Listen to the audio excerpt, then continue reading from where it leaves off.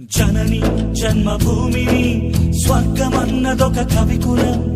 ఏది అది ఎక్కడో వెదకమంటుంది గురుకులం.